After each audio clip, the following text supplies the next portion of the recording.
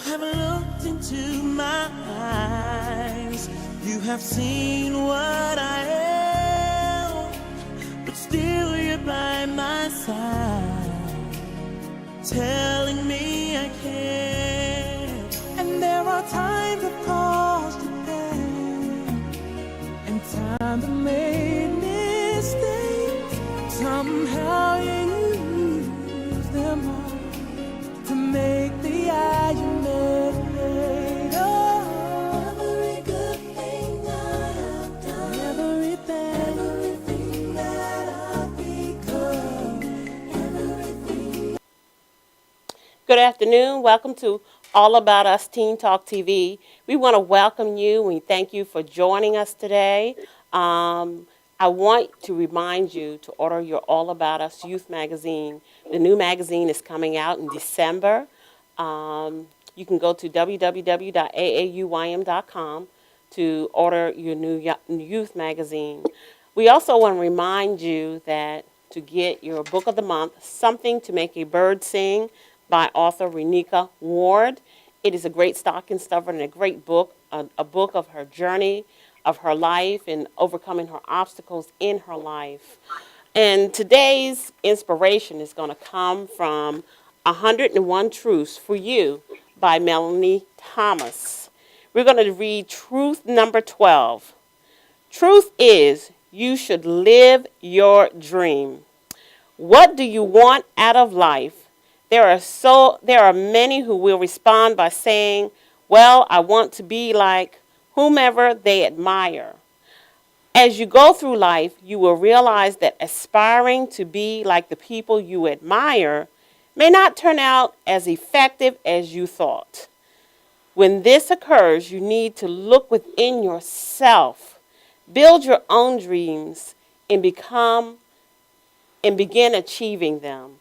And that is 101 truths for the day. And again, that is 101 truths for you. Today is about building your own dreams and seeing your own vision within you, because you are destined to become someone great, even though there will be challenges, but you have to learn to face those obstacles and overcome those hurdles.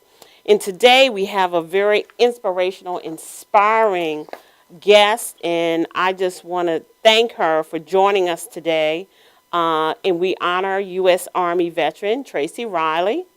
And we also honor those that are serving and have served in the military. And we just want to just take a moment of silence for you and just give you peace.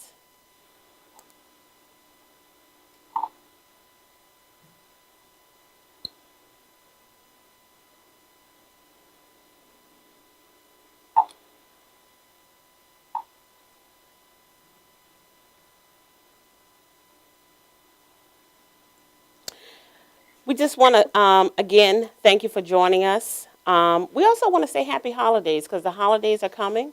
And to all those that are serving across seas, if you're watching, we're sending you love, we're sending you peace and inspiration. But today's guest, we want to thank you for joining us, Miss Riley. And we want you to tell us a little bit about yourself and who you are. Well, thank you very much, Ms. Shavana, for having me on your show today. I am 24-year Army retired Major Tracy Riley. I have served honorably in the United States Army, both on active duty and as a reservist. And effective January 7th, I have been fortunate to have crossed the finish line to hang up my uniform and become a civilian 100%, and use the skills and the experiences I've gleaned from those 24 years to give back to the community. In particular, I am from Collinsville, Mississippi. I was a teenage mom, and that really sort of focused me on a career in the military. Being raised in rural Mississippi in the early 80s for an African-American family that comes from a single mother home is very tough financially and emotionally. And so we had to work very, very hard. Being one of a family of 4 children, we had to toe the line and do our share. And so there were many challenges just being in an environment at that point in time as it relates to having opportunities and access to the things that children often need and want as they are growing up. And I found myself very early with another challenge at the age of 16, where I became a mother and having to provide for my daughter. And I looked to the military to provide me at least a stepping stone so that I could continue to go to school, to high school, and afford to go on to college. And so that's really where I kind of got my beginnings. It's the reason that brought me to serving our country was really to be able to get my life back on track, more so than the whole patriotism in having the need to serve for that particular reason.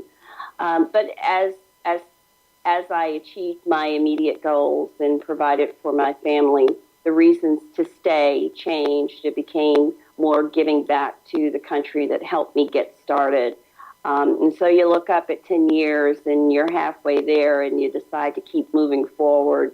And so I decided to stay and see how far I could get until I was finally injured. And so that's kind of where, in terms of geographically where I'm coming from, as well as career-wise. Got you.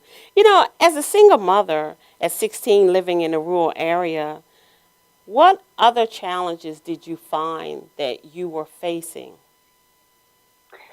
Well, it was more social. Well, first of all, being 16 and having to raise a child it was a mountainous climb for me. But I did have the support of my mother first off, who knew about my dreams before the obstacle of getting pregnant, and she saw me really sinking in sort of a depression because I really did not understand how incredibly hard having a child at that age meant in terms of sacrifice, personal sacrifice, and combine that with one's dreams to go off to college and to start a career. It just seemed impossible. But it was through the support of my mother, the support of the community, my church. We were able to overcome just the immediate needs of, learning how to take care of a child, and being able to do that properly with my mother's help. Another challenge was the social expectation of a 16-year-old to drop out of school because those were very conservative years. I come from a very conservative rural community where, you don't talk about having children out of wedlock, let alone be an example of that in a high school setting. And so I received a little bit of pressure to drop out. And I was told things like, this is about as far as you can expect to climb. And so just drop out, take care of your child, and hopefully build a future so that your child could start off where you left off, get a job, a low-wage job, and, just do the best you could. But again, my mother knew my dreams and my aspirations, and she told me to pull out of it. I wasn't the first to have a child at that age, and I certainly wouldn't be the last, and that she was behind me 100%. And it was because of her I was able to keep moving forward. It was not easy, but just one foot in front of the other, take one day at a time, have a plan, know what your dreams are, and just go after them. And I used the programs, again, that were offered through the military, and there were other community programs. There was financial assistance through welfare. I mean, I used everything socially that was available temporarily to get on my feet and use it for the purpose that it was designed, so that I could be a productive citizen. I want to ask you, just off the cuff, as a 16-year-old, what your vision before becoming pregnant and after becoming pregnant, and you went into your depression, and even though you had your mother's support, what was the one thing that really pulled you together to say, you know what, I am really going to push myself to go beyond the welfare, to go beyond what my situation looks like? You know, I know you had the church, but what else was pushing you besides your mother? Was it your faith? Was it you knew you had to get to that destiny? You had to keep that vision? What really, really pushed you to keep going? Just curious. So, if I could compare my dreams before pregnant and then the day after finding out, the dreams were the same, and that was to become educated. Because the community that I lived in, there were so few opportunities for black kids to have a chance, have a shot at getting a good education. And the alternative that was presented to me if I didn't do that was a lot of hard work, physically toiling in the fields. I mean, we come from an agriculture-based community, and so it just was not a good fit for the type of person that I am and dream to be. So to answer the question, what kept me going was this internal drive, and really it was born out of fear that amped it up. Because before I was pregnant, I was a kid with a dream just like all other kids. When I found out I was going to have a baby, the threat of my dream going away frightened me. And some people respond to fear by running from it. Some people respond to fear by running into it. And I guess the idea of being 16 and having my dream taken from me scared me so much that it kicked me into overdrive. And looking into my daughter's eyes, although she couldn't talk, we communicated. I knew she depended on me for everything. And it was not her choice to be brought into the world at that time and in that way. And so I just had to pull up my bootstraps and do what I had to do. And so fear, really, of having it all dissipate before my eyes, my dreams, is what really got me going. Gotcha. And making sure that I wouldn't fail by any means. By any means necessary. I asked that question because some young lady who may be watching who was pregnant at 16 and she is in the same despair or hopelessness that you were in, maybe you could feed and give her and inspire her. So that's why I was asking that particular question, to send that inspiration that you had that kicked in. You know, sometimes we need to hear it. Sometimes the person that has experience, they need to hear it from that person so that they know and they can take and run with it. And I'm very inspired by your story. You have so much to tell. As a young woman, as a young mother in the early 70s and 80s, after giving birth and weighing the options such as applying for welfare, you decided to focus on your vision and continue your education. Explain to our young teens and young mothers we are talking to today how important it is to focus on their vision and build that strong support team to get them there. Well, without a dream or without a vision, you just are you're just kind of meandering through life, wandering.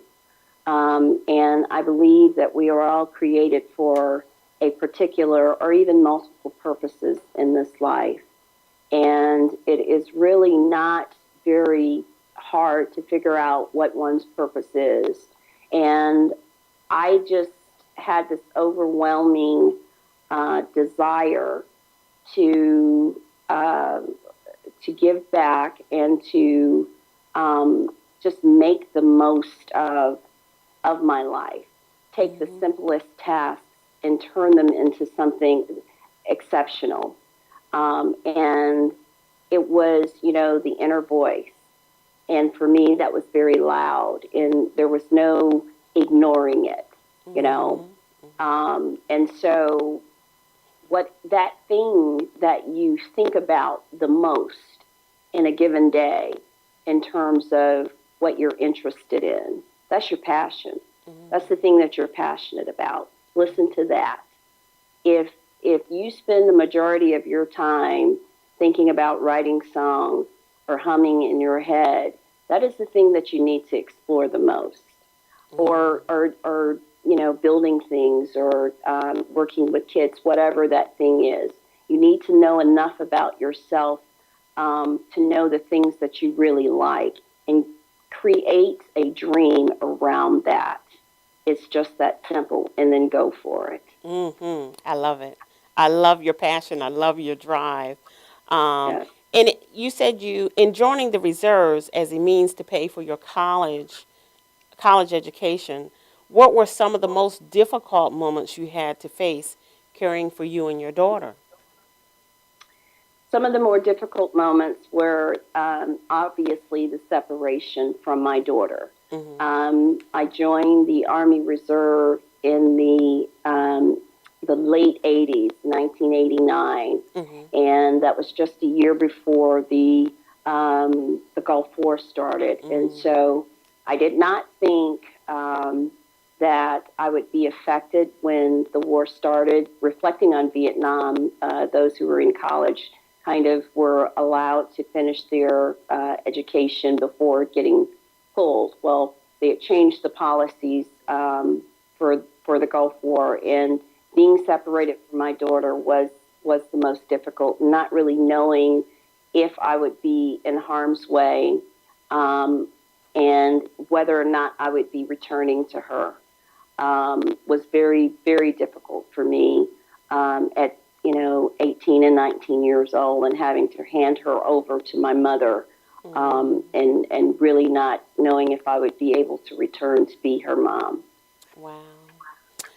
Well, we're going to, AAU Teen Talk TV, we're going to take a quick commercial break. We will be right back after this commercial. Sure.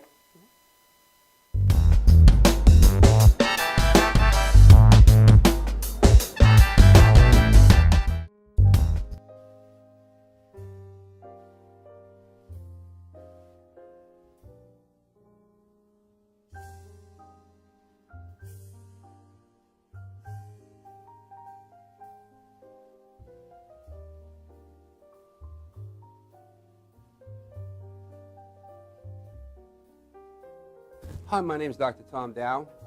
We have a multidisciplinary practice in Melville and Ronkonkoma, New York, and we treat patients with many, many different conditions, from newborns through geriatric patients with numerous different techniques.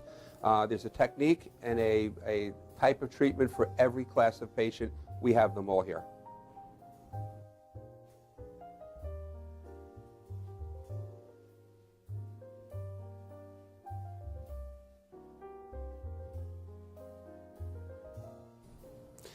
Here's my son Thomas, also a doctor of chiropractic, working on one of our patients' cervical spine. This patient has had chronic neck pain for many, many, many years, has been to a multitude of different practitioners with little or no response. And with our specialized techniques, she has improved tremendously and continues to improve on a daily basis. We have two practices, one in Melville and one in Ronkonkoma, New York. We are a multidiscipline chiropractic office. What that means is we have chiropractors, massage therapists, acupuncturists, psychologists, all working as a team and a network of outside professionals such as orthopedists and neurologists that we work hand in hand with to help determine what your injuries are and the best way to treat your injuries. I have the great pleasure of having my son in practice with me. We work hand in hand, father and son, to give our patients the best care possible, and a staff which is loving, caring, and you'll never have to wait at all in our office for service.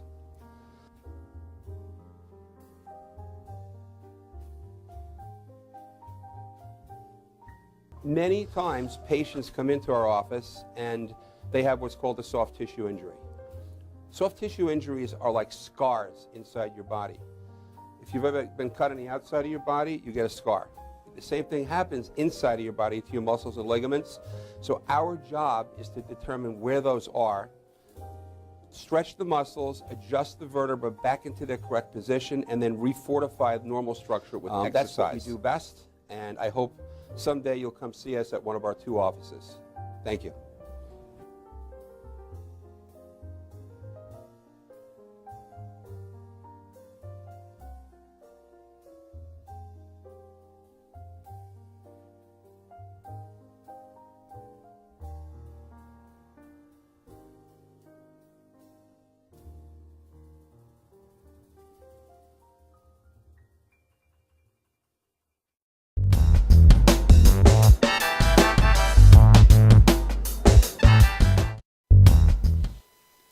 Welcome back to All About Us Teen Talk TV. We are talking to Major Tracy Riley, and she's just such an inspirational woman. I've just such an inspirational story, and we were talking about we were leaving the difficult moments that you were dealing with. But once you were called to active duty for Operation Desert Storm, and again, we thank you for serving your country, and we thank all those that are overseas right now serving our country. What were some of the worst fears and anxieties you were dealing with for you and your daughter going to actually serve? At the time, the big concern for Desert Storm was chemical warfare, and we had gone through some gas chambers and testing, and it was the chemicals and how they interact with the body are just cruel. And so my biggest fear was having to be put in an environment where we were gassed by enemy fire, and having to not only defend ourselves, but make sure that we were protected from the environment. And that scared me. You know, being 18 and 19 years old, and thinking about, security, not only for yourself, but for an entire nation, is a pretty big responsibility. So that was probably one of my biggest fears. And of course, having to separate from my daughter. Got you. When you were away, were you enrolled in college at the time that you were called to active duty? It's funny, I had just enrolled and completed my first week in Meridian Community College. And on that Saturday morning, I got an official military call identifying me and saying that my unit had been called to active duty to stop everything, drop all my classes, and be at our unit at 0700 on Monday morning. Wow. Okay. So while you were serving your tour overseas, did you continue to plan your future and actions? Absolutely. In fact, that was one of the things that really kept me motivated. Is having a dream to call my own and to cultivate, if nowhere else but in my own head, to keep me positive and looking forward to something. And of course, the idea of raising my daughter and watching her grow and seeing really what she would turn out to be. It was a healthy distraction at the time. Got you. I just want to go back to something so that we're just clear. In those that are possibly thinking about going into the military, what specifically are the benefits of being in the reserves and going to college? So the benefit of being an Army reservist is you have what we call being two times the citizen, if you will. You are, for the most part, a civilian, and you have a civilian career. And one weekend out of each month, you go and don the military uniform, and you are on active duty at your reserve unit, training for that unit's mission, so that in the event that there is a national call to active duty for a particular campaign or war, then you are ready for it. And so you have the opportunity to enjoy both worlds, both the military and the civilian life. And in terms of education benefits, it's the same as any active duty person. When you commit and give of yourself and your time and sacrifice to the military, the country rewards you by allowing you to have access to the Montgomery GI Bill, which is paid education for up to 4 years. Okay, so they do pay for everything, or they pay for your books and everything? Books, fees, Okay. the amount, of course, depends on which school you select. Some schools and universities are higher than others, of course. But the intent of the program is to cover your education expenses, including the books and the registration fees. I was just asking that just in case someone is sitting there thinking, maybe that will be their plan of action, but what would be the benefit for them if they decide to Yes. go reserves? That's why I was trying to target that question. I'll tell you that without, for me at that time, without having access to the Montgomery GI Bill, I was the A student, but it was so competitive in terms of applying for scholarships. That is really a very sophisticated system, and without the proper mentorship, applying for and receiving scholarships was very, very tough.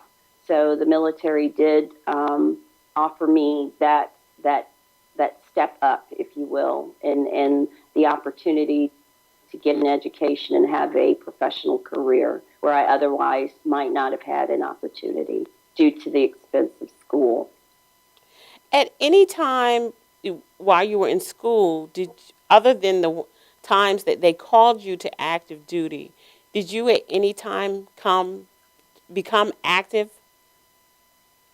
100% active in the military? No. Okay. I went into the ROTC program once I attended Dillard University in New Orleans, and it in and of itself is a program around training young officers to become the leaders of the military. So you're in a training mode, and during your summers in college, you were sent off and thrust into the military active duty world, but it's not a great call up, if you will. Okay. That explains my question, why you were enrolled at Dillard, majoring in marketing and serving as a member of ROTC program. What were some of the benefits outside of what you explained? The benefits are really more personal than anything. I mean, you are being trained to be executive level management, and that bodes very well in a civilian environment. So when you compete for jobs, you are much more marketable, and you're much more disciplined and much more poised and much more polished. And most companies, corporate, small business, are appreciative of the military servicemen and women of the country, and that in a way gives you favor, not just to thank you, but you also have the skills to back up receiving or justifying that type of favor to receive those jobs. Got you. While you were there at Dillard in marketing, doing your marketing degree, at what point did you realize that your vision was actually coming true? In the beginning, you talked about, you wanted to go to college, and then you had a baby, and then at this point, you are you're at Dillard and you're completing your degree. At what point did you realize, wow, you look back and I'm here now? And what did you say to yourself? I mean, I was out of curiosity. Just being in that moment and walking from class to class, you often compare yourself to the profile of your classmates and, their journey to be where they are versus your own. Many of them came from, I won't say wealthy, but middle class families, both parents in the home. And, they had nice vehicles, and many of them did not have children. And so it was a daily reminder for me that I was living the plan that I had dreamed of for so long. It wasn't the milestone moments when you walk across the graduation stage. It was a daily thanking God that, at each step of the way, for each individual hurdle, those small achievements were affirmation for me that I was actually doing it. Got you. Now, and I had a smile on my face every day. While you were doing your marketing degree and you were coming to the finish line of doing your bachelor's, did you ever think of going forward to do your master's at that time? I did, but the financial burdens being what they were for trying to take care of my daughter, at that time I decided it would be better for me to relieve the pressure from my mom to go ahead and start working. Got you. We're going to take another quick break, and when we come back, we are going to talk about your project. And we want to just take a quick commercial break, and we'll be right back after these messages. Sure.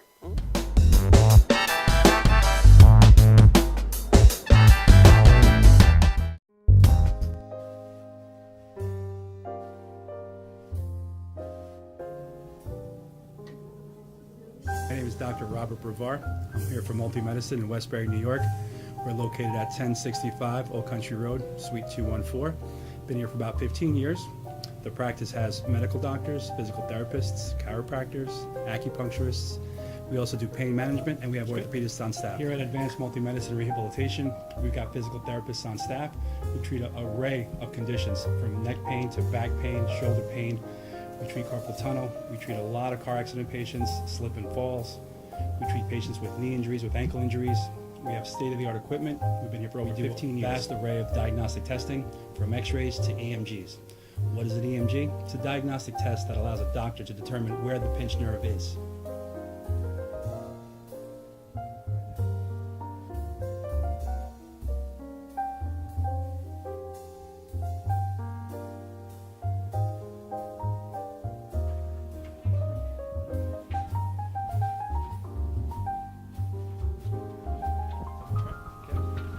Cora is a physical therapist at Advanced Multi-Medicine and Rehabilitation.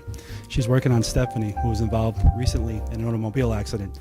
Stephanie has tight thoracic and cervical musculature, and Cora is doing some myofascial release work and some therapeutic stretching, doing it to help her with her pain. Vicky is also a patient here at Advanced Multi-Medicine and Rehabilitation. Vicky is now working her leg muscles, specifically her quadricep muscles, trying to strengthen them after an injury she sustained.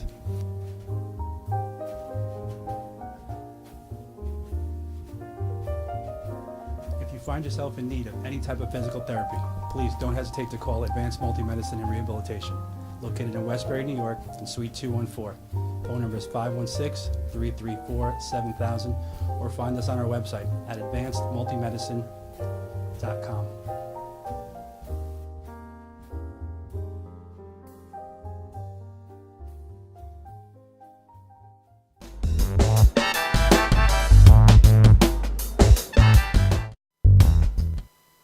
Welcome back to All About Us Teen Talk TV. Today we are talking to Major Tracy Riley from out of New Orleans. And we were just talking about your marketing degree, and there's one more question I have to ask you. Upon completing your degree, you were offered an internship with Ford Motor Company. Did you ever imagine an opportunity like that? Never. That actually blew me away. Ford Motor Company is one of the top 3 automakers in the world, certainly in the country.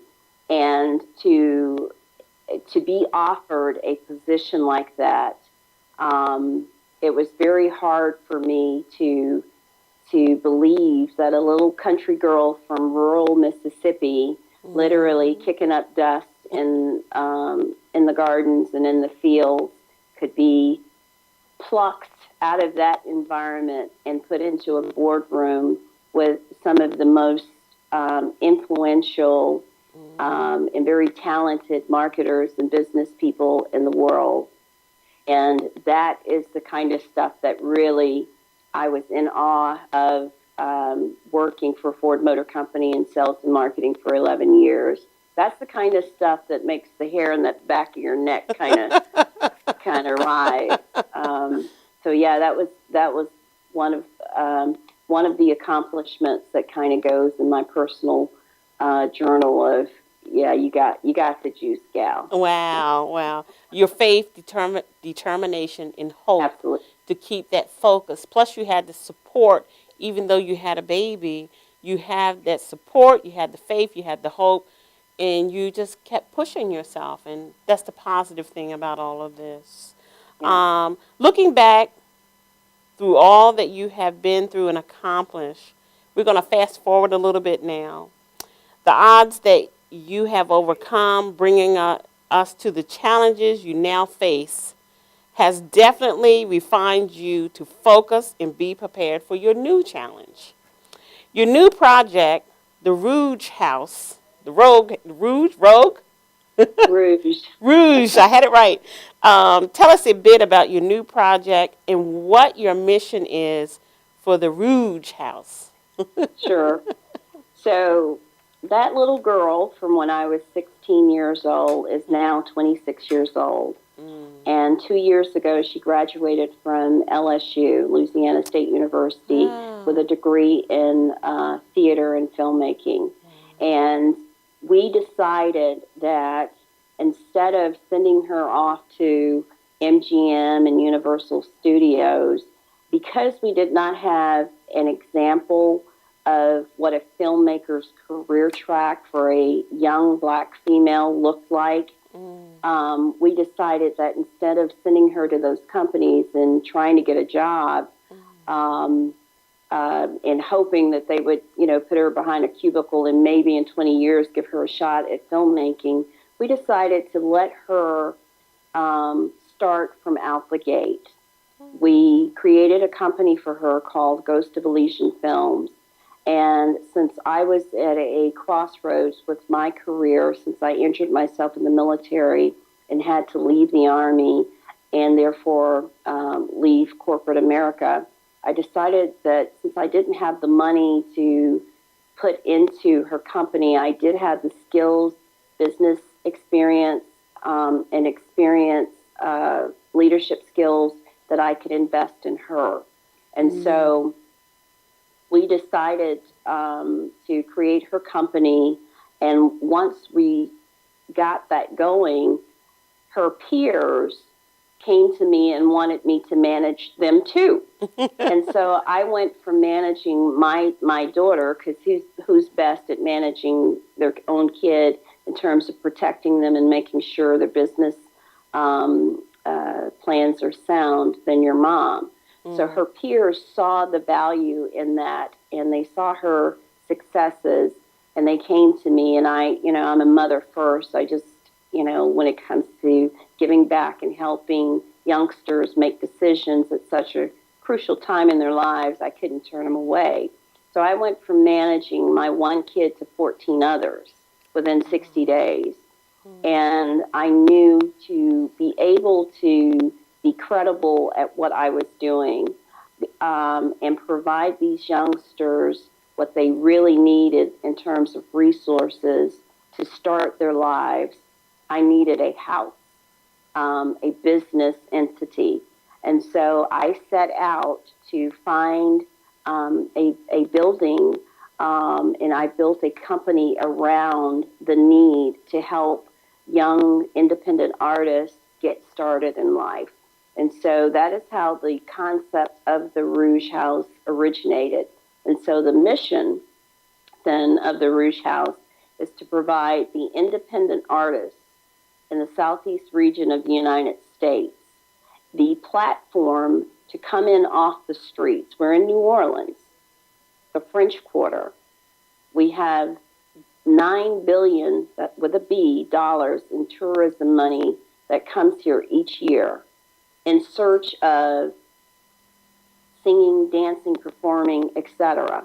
These kids are literally on the streets of New Orleans. You're stepping over the next Michael Jackson, the next Aretha Franklin.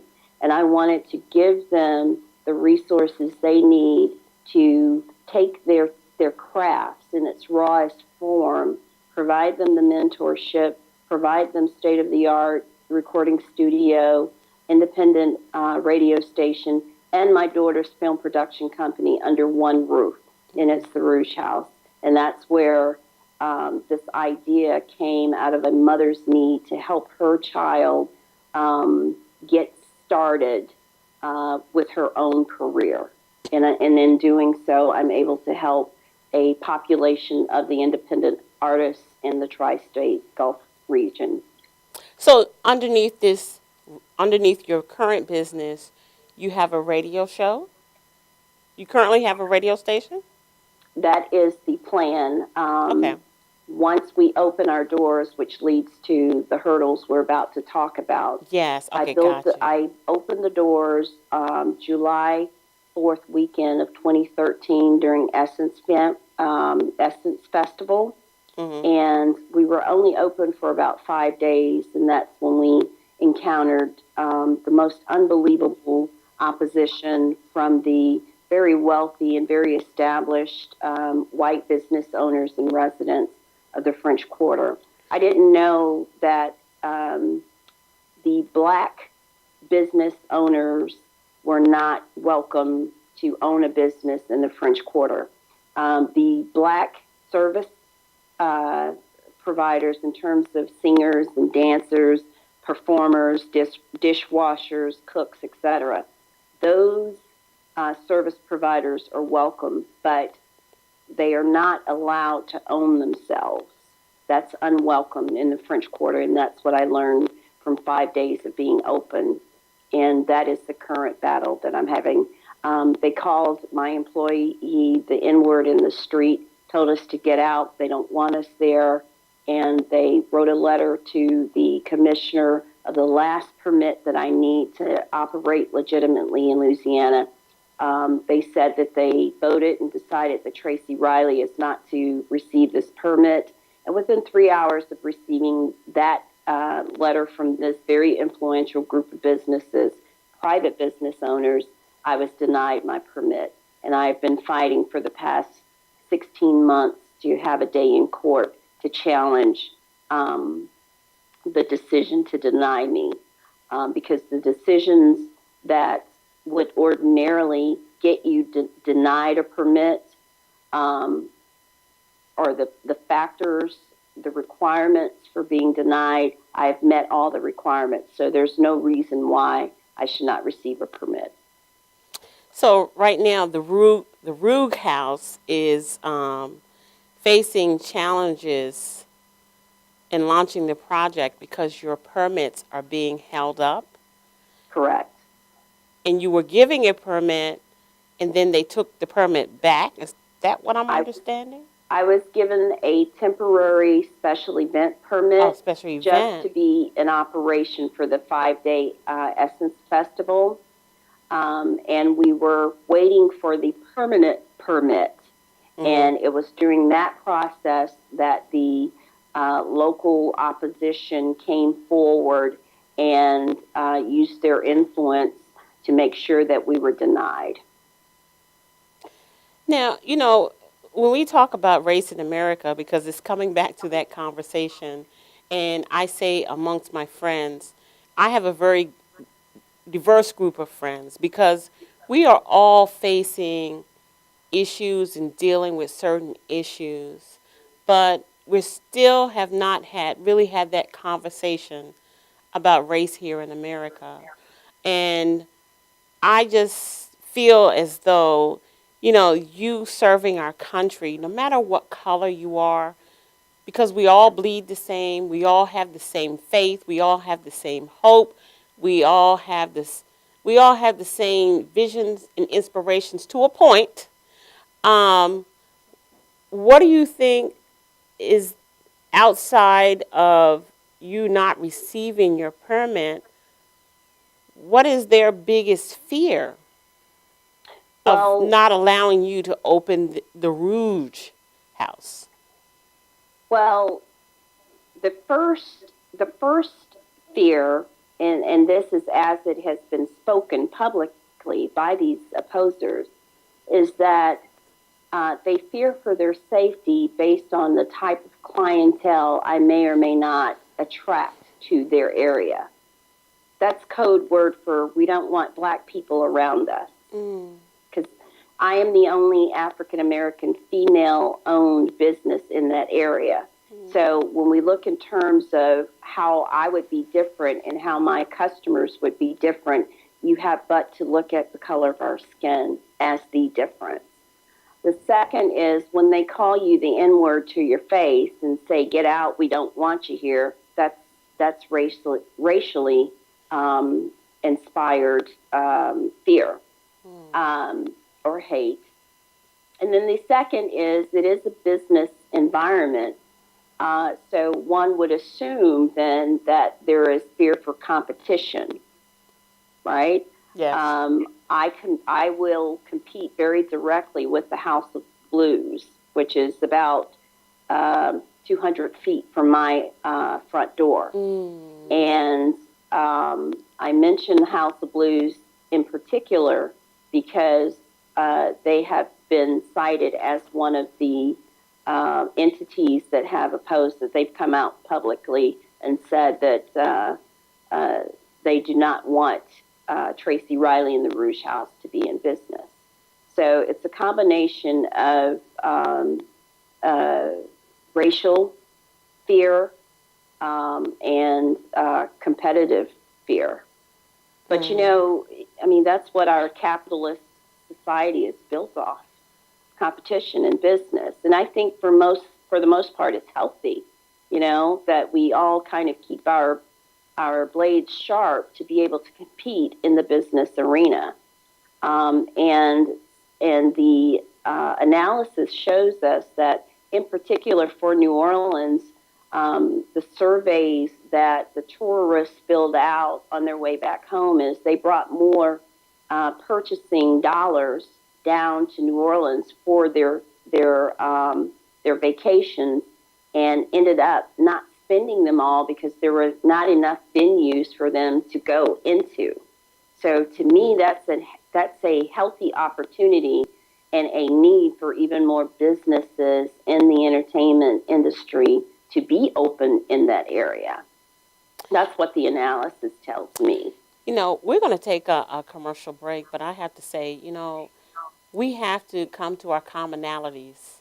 And the commonalities is how we can work together in our businesses, because you're offering a little more of what they need. So Yes. we're going to talk about, when we come back, how we can come to that commonality. Sure. We're going to take a quick commercial break, and we'll be right back to All About Us Teen Talk TV with Major Tracy Riley.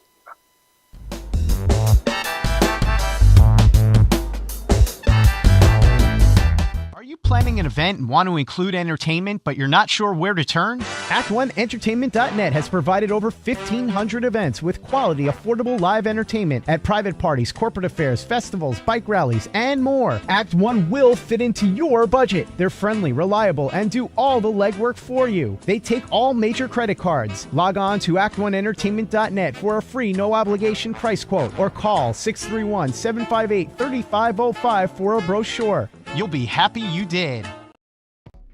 Welcome to Formula Auto Wash, where every day is a great day for a car wash. Open 7 days a week from 8 a.m. till 5:30 p.m. Sundays 8 a.m. till 4 p.m. Detailing packages for every budget, starting out at $29.99. 100% hand wash and detail centre. Horsehair and microfiber brushes and mitts. Proudly using Ecolab Blue Coral soaps and waxes. Formula Auto Wash has served the community for over 30 years. Senior discounts all day, every day. Ladies' Day Wednesday, $3 off any wash. Early bird discount Monday through Thursday till 9:30 a.m.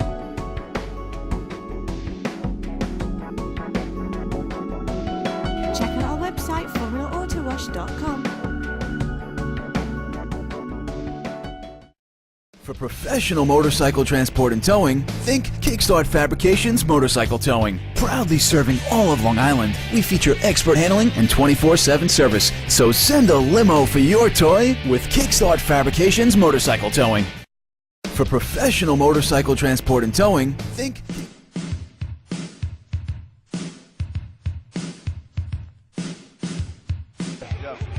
Yo, what's up, y'all? This is me, GMC, in the place to be, the greatest MC in history. There will never be an MC greater than me. And right about now, the only place for you to be is with the one and only Madhousetv. You are the man.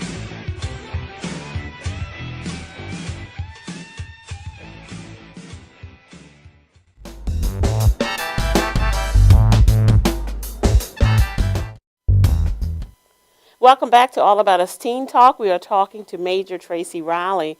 And before we left, we were just talking about some of the commonalities that we could think of that you can align yourself with some of the local business people in New Orleans to come to a plan where you all can work together to offer greater business services.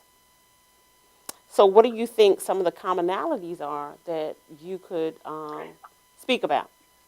Well, what is common and understood is that the location of our building, 300 Decatur, is along the main thoroughfare to the French Market.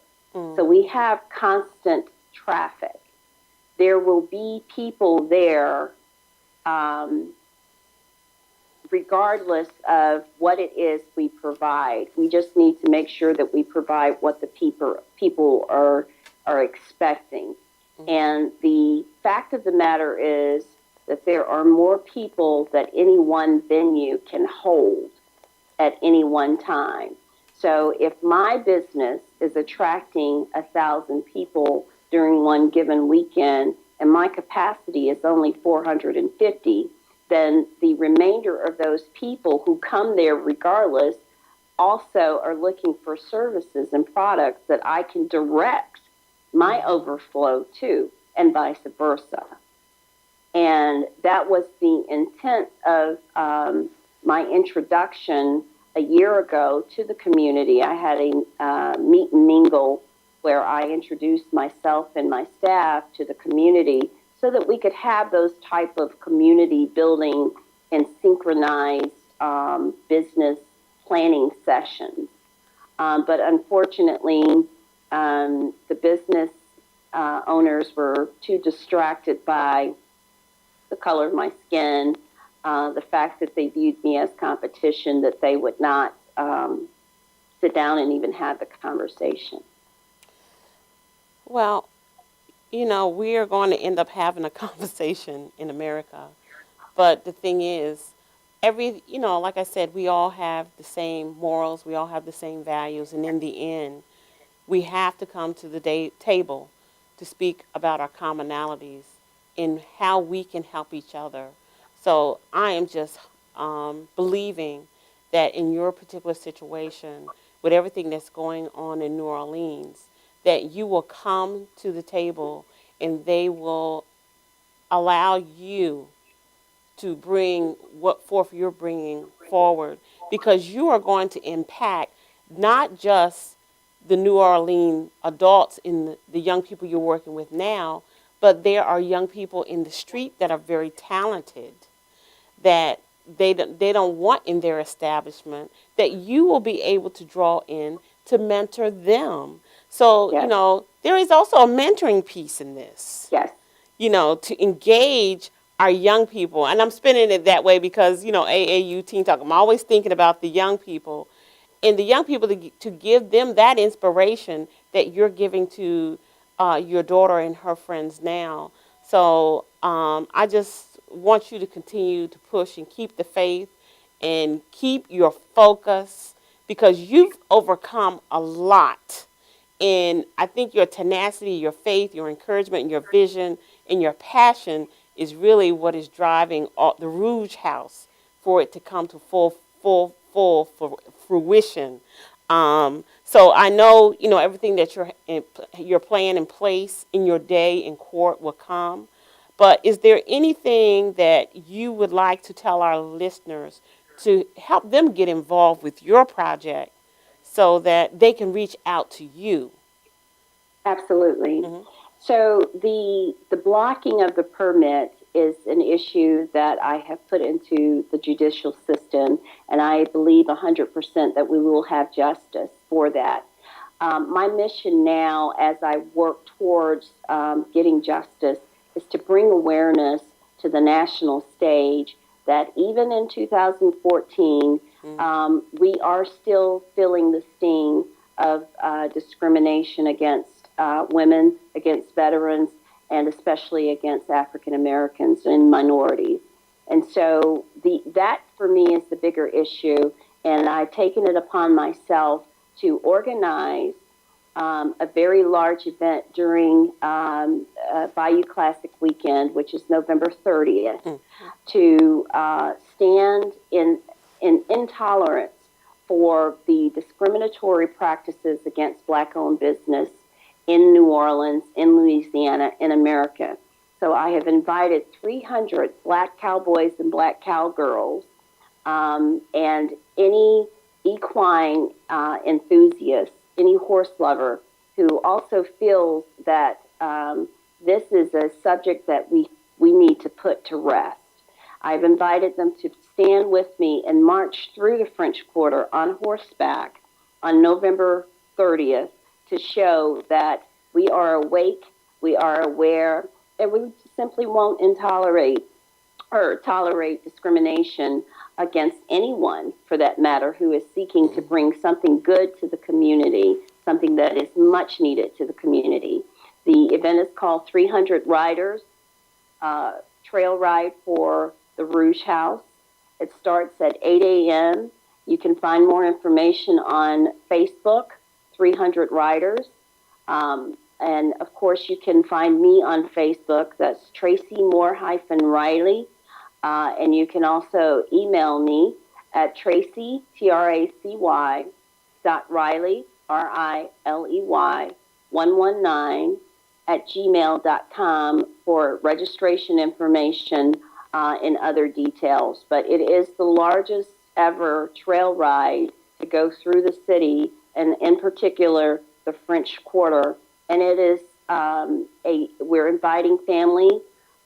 It's for the kids as well, because part of this plight is to assist our young, talented artists who otherwise we may never hear from if there is not a Rouge House or a Rouge House type of venue in this area. Well, Major Tracy, we want to thank you. But like I said, I did the story not only because you're African American, but because you are a retired major who has served in your country. and we want to thank you. And we will put your flyer up on our website as well, if anyone wants to find your information. But we want to thank you for joining us today. We thank you for joining us for All About Us Teen Talk TV. We will be back here in 2 weeks. So happy holiday and happy Thanksgiving. And for those overseas, happy Thanksgiving. And I love you, Tracy. Happy Thanksgiving to you. Thank you for allowing me to share the story. Have a great day. You too.